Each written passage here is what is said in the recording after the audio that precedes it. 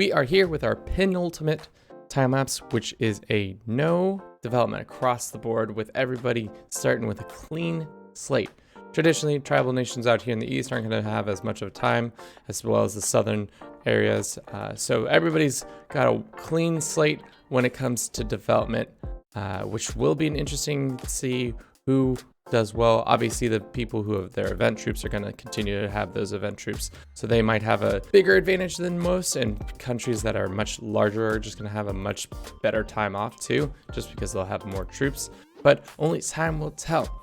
So let's get down to our predictions. Anybody who starts off with a cultural building like a church or any of those that like the mosque in Cordoba. A lot of love to the Byzantines and Seljuks. This time I would say, let's say England is going to have one of the better times, especially because the Normandies are probably going to take over and be able to run. For our third and final predictions, let's say Anglic or Tamil will be our two most spoken languages. So with that, let's see what happens in this zero development time lapse. See you in a bit.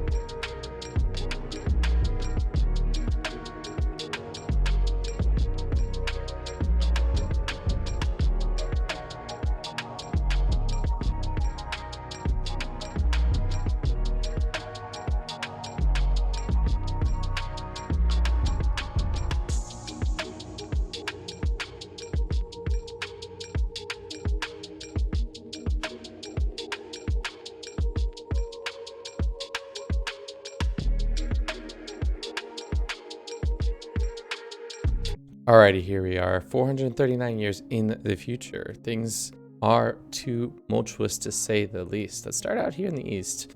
We've got actually two mega empires, it looks like. We have the Deccan Empire, and then we have the Bengal Empire, who pretty much split the subcontinent betwixt themselves. Everybody else is probably in shambles just because also the Mongols came through and did their dirty work of blowing everything up. Kazan is pretty big. The Byzantines are not called the Byzantines because for some reason they've been switched to Kurdish. We have a large Ajuran Empire, and we have a large Egyptian Empire. Dang. Out here in the west, looks like, no, you wish it to be true, but nope. Still, the Iberian conflict struggles on. We have Ireland in southern France for some reason. We have France still in existence. Brittany's got Normandy. The HRE is in the midst of a pretty large civil war, it seems like. Several different factions are vying for control of it. And England Alba and Ireland seem to have a coexistence that I have not seen for a very long time. Iceland just living its best life, being a Greek Orthodox out here in the corner. Starting off as Catholicism as usual, this being our top one because we started in 1066. Asheri, Malaism actually, and Orthodox and Shavi as the distant fifth, which is actually surprising that these still didn't flip-flop for how much land of the Holy Land they control. Next, let's look at culture. Wanted to see that the Greeks said they were, or the Byzantines said they were Kurdish, and I'm wondering why that's come to pass. Maybe just because that family has done that. But let's look around the world. It looks like they're, because of, I don't want to say because of development, but maybe just the fact that there was a lot more people controlling a lot more of the land. There was more change, because usually this is pretty stalwart French. Looks like there's a lot more change going on in the culture game. A lot more people mixing, matching, making their own new diverged versions of themselves. I don't know. It's interesting. Usually you don't see this much variety. It's usually pretty solid blocks. Maybe that also is to do with the fact that there weren't major regional powers for all over the place. But with that, let's go and look at the development and see who actually won the development game.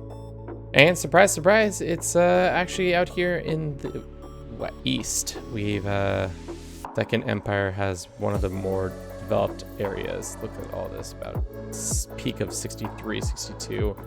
We have some high development over here, 37.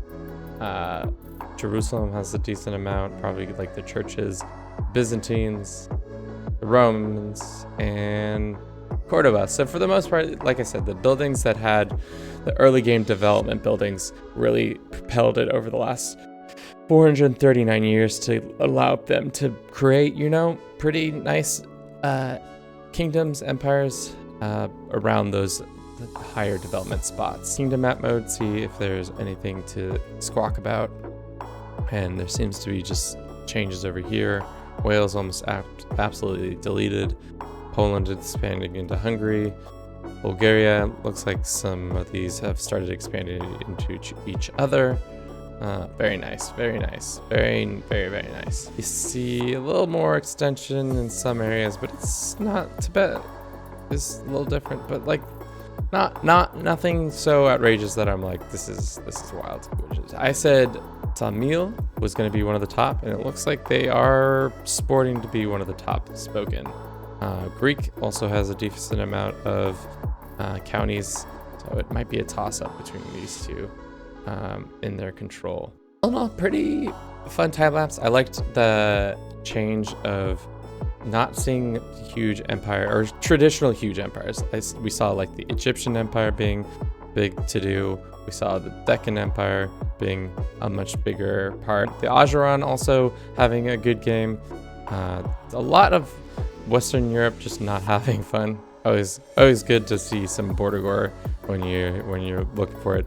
And it seems to be happening more and more where the papacy just somehow gets weird parts of land just because their vassals decide to give away some of that land to them, which you love to see. Also Masharik. Pope man, what's going on? What's going on there? That's silly. Thank you so much for watching. If you enjoyed this, don't forget to comment, like, and subscribe. And as always, have a good rest of your day. Tomorrow will be our last episode of Timelapse Week. It will be a doozy. So I can't wait to see you tomorrow. Ciao.